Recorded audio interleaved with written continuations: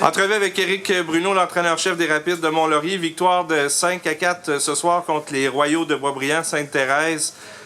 On peut dire, enfin, une victoire. Ça fait du bien après 4 revers. Effectivement, ça fait du bien parce qu'il était temps qu'on retrouve le chemin de la victoire. C'était une question de travail, d'éthique de travail, de fort, un peu tout le monde. Je pense qu'aujourd'hui, mis à part une période, là, on a fourni la première et troisième période un très bon effort de la part de tout le monde.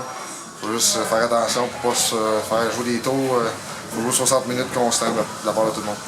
En première période, vous avez bien commencé le match. Je pense que ça faisait partie du plan de match parce qu'on avait de la difficulté à ce niveau-là au cours des dernières rencontres. Oui, c'est une lacune qu'on essaie de corriger, que l'équipe d'entraîneurs essaie de travailler pas mal là-dessus. Je pense que la préparation d'avant le match a été bien été.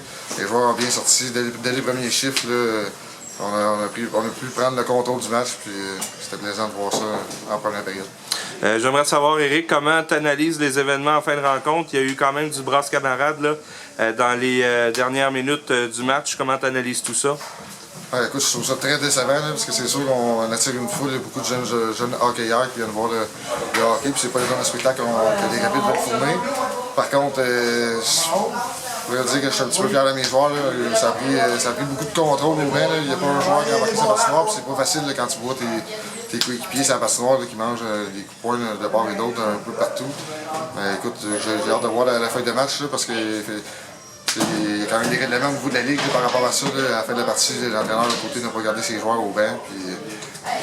J'ai vraiment craint que ça aurait pu virer pas mal plus pire que ça. Puis finalement, avec l'effort d'un peu de tout le monde en aurait dit bien, puis les joueurs, tout le monde est resté là. Puis c'est vraiment malheureux comme incident. J'aime pas voir des genres de choses comme ça. Il y a Kevin Thibault, lui, qui a eu une extrême inconduite de partie pendant la rencontre. Est-ce que tu sais s'il va être suspendu?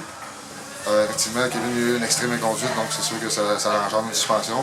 Il reste à voir là, le fax de la Ligue, là, savoir comment le match, parce que je sais qu'habituellement ça double, là, puis Kevin c'est sa deuxième suspension, donc selon moi, il devrait avoir environ 2 matchs de suspension. Demain, les deux équipes vont se retrouver pour une deuxième fois cette saison. Bon, avec les événements de ce soir, comment ça s'est déroulé, tout ça, quel genre de match tu t'attends demain?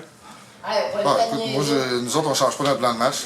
J'ai parlé aux joueurs après partie, puis si eux autres veulent jouer ce genre de match-là, nous autres, ça ne nous intéresse pas du tout. On va rester dans le même genre de plan de match, puis on va jouer notre game qu'on a joué, puis si eux ont à faire les nonos, ils font tout ça. J'aimerais ça que tu nous parles un peu de Samuel Blouin, qui a très bien joué ce soir, entre autres, il s'est impliqué avec 2 buts importants. Ouais, c'est super le fun de voir un joueur. Samuel avait été muté à d'autres lignes un petit peu là, dans les dernières parties, puis on a réessayé ce soir avec Mitch et Marco. Puis c'est super le fun pour un entraîneur de voir son joueur retrouver ses coéquipiers sur la première ligne, puis marquer surtout en début de match comme ça. Il a joué un très bon match. Il a même joué sur 2 trios là, pendant un bon moment, donc très satisfait de son match. Merci beaucoup, Éric.